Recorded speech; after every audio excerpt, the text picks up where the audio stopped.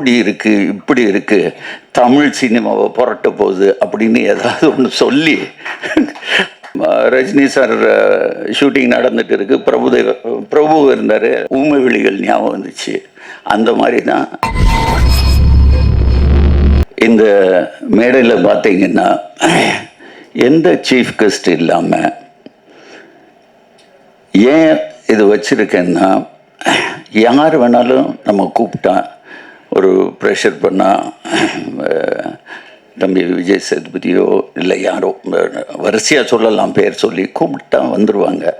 வந்து என்ன செய்வாங்க, கொஞ்ச நேரம் பார்த்ததில்ல படத்தை பற்றி அப்படி இருக்குது இப்படி இருக்குது, தமிழ் சினிமாவை புரட்ட போகுது அப்படின்னு ஏதாவது ஒன்று சொல்லி, அப்படி இல்லாமல் ஓகே நாளைக்கு வரலாறு ஆகும் அப்படி இப்படின்னு சொல்லாமல் நம்ம ஏதோ படம் பண்ணியிருக்கோம், நமக்கு பிடிச்ச படம் பண்ணியிருக்கோம், நீங்கள் கொடுத்த காசுக்கு கண்டிப்பாக அது வேஸ்ட்டாக இருக்காது. ஏன்னா ஸ்கிரிப்ட் அவ்வளோ ஸ்ட்ராங்காக இருந்துச்சு.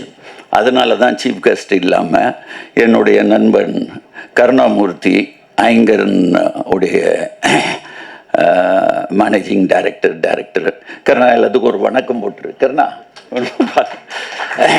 தென் இன்னொரு சீஃப் கெஸ்ட் டைமண்ட் பாபு, மேலே வாங்க மேலே வாங்க, இவர் தான் மேலே வாங்க பாபு சார் மேலே வாங்க. என்னுடைய முதல் படத்தில் ஊமை வெளிகளில் அவருக்கு ஒரு சேர் போட்டுடலாமா?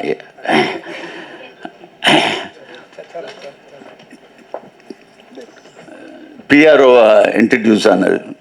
இவரை பற்றி சொல்லணும்னா, ஒரு வாட்டி ஷூட்டிங்கில் ரஜினி சார் ஷூட்டிங் நடந்துட்டு இருக்கு, பிரபு இருந்தார், பிரபுண்ண இருந்தாங்க, எல்லாம் இருக்கும்போது நாங்கள் போனோன்னே ஹீரோ ஹீரோ ஹீரோ இங்கே வாங்க அப்படின்னாரு.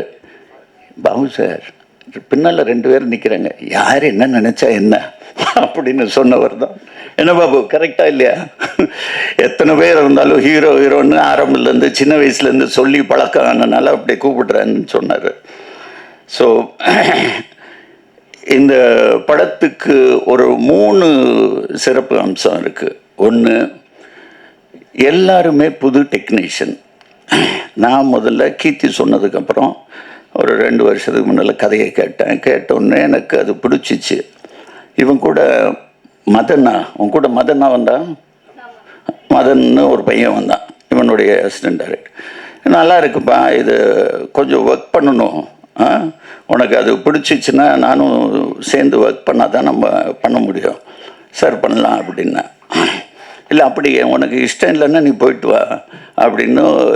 சரி சார் அப்படின்னு போனான் ஒரு 4 நாள் கழித்து திருப்பி வந்துட்டான். இல்லை சார் நம்ம ஒர்க் பண்ணி பண்ணுவோம் அப்படின்னா. சரி பண்ணும்போது உட்காந்துட்டு, சார் யூனிட்டாக எல்லோரும் ஒன்றா நாங்கள் சேர்ந்து பண்ணணும்னு ஆசைப்பட்டோம். யூனிட்டாக யார் யூனிட்டு? மியூசிக் டைரக்டர் புதுசு, எடிட்டர் புதுசு. அப்படியா? சரி, அவங்க எல்லாத்துக்கும் திறமையாக இருக்கா சார் கேட்குறீங்களா அப்படின்னா. ஒன்றும் வேண்டாம், சரி வர சொல்லு, எல்லோரும் வெளியே தான் நிற்கிறாங்க, வரிசையாக கூப்பிட்டுட்டு வரேன்னு வரிசையாக எல்லாத்தையும் கூப்பிட்டுட்டு வரான். அப்படி வரிசையாக உள்ளே வந்தவங்க தான். அதில் மியூசிக் டைரக்டர் வேறு. என்னடா எடுத்துகிட்டு வந்த நீ? ஸ்பீக்கர்ஸு எல்லாத்தையும் எடுத்துகிட்டு வந்துட்டான். லேப்டாப் ஸ்பீக்கர்ஸ் எடுத்துகிட்டு வந்து இதுக்கு இப்படி ரீரெக்கார்டிங் வச்சுருக்கேன் அப்படின்னு சொல்ல ஆரம்பிச்சு எனக்கு உண்மையிலே இம்ப்ரெசிவாக இருந்துச்சு. சரி, நம்ம தான் எல்லாத்துக்கும் ஒரு வாத்தியார் மாதிரி இருக்கோமே, நம்ம எக்ஸ்பீரியன்ஸ் உள்ளே போட்டுட்டு இவங்க கூட சேர்ந்து ஒர்க் பண்ணுவோம். இவங்க சின்சியாரிட்டி பற்றி சொல்லணுன்னா, ஃபர்ஸ்ட் ஷெட்யூல் நாங்கள் ஒடிசா போகிறோம். ஒடிசாவில் இவங்களை ட்ரெயினில் அனுப்பிச்சிட்டு நான் ஃப்ளைட்டில் போயிட்டேன். போகும்போது அங்கே அந்த பைக் ஷாட் பார்த்தீங்களா ட்ரெய்லரில், அந்த பைக் அங்கே ஹையர் பண்ணணும். நான் உதவிட்ட கூப்பிட்டுட்டு பைக்குக்கு எந்த மாதிரி சார், நாங்கள் ட்ரெயினில் வரும்போது தூக்கிட்டு வந்துட்டோன்னா. தூக்கிட்டு வந்துட்டிங்களா? ட்ரெயினில் புக் பண்ணி எடுத்துகிட்டு வந்துட்டாங்க, அது அவனோட பைக்கு. ஸோ அந்த பைக்கு சரி போய் எடுத்துகிட்டு வாங்கன்னா, பைக்கு புவனேஸ்வரில் இல்லாமல் கேல்கட்டா போயிடுச்சு. என்னடா நாளைக்கு ஷூட்டிங் கேல்கட்டாக்கு ஆளை அனுப்பிச்சிட்டு எடுத்துகிட்டு வந்துட்டாங்க. அவ்வளோ சின்சியாரிட்டி. ஸோ ஒவ்வொரு விஷயத்துலையும் இவங்க சின்சியாரிட்டி பார்த்துட்டு நான் உண்மையில் எனக்கு ஊமை விழிகள் ஞாபகம் வந்துச்சு.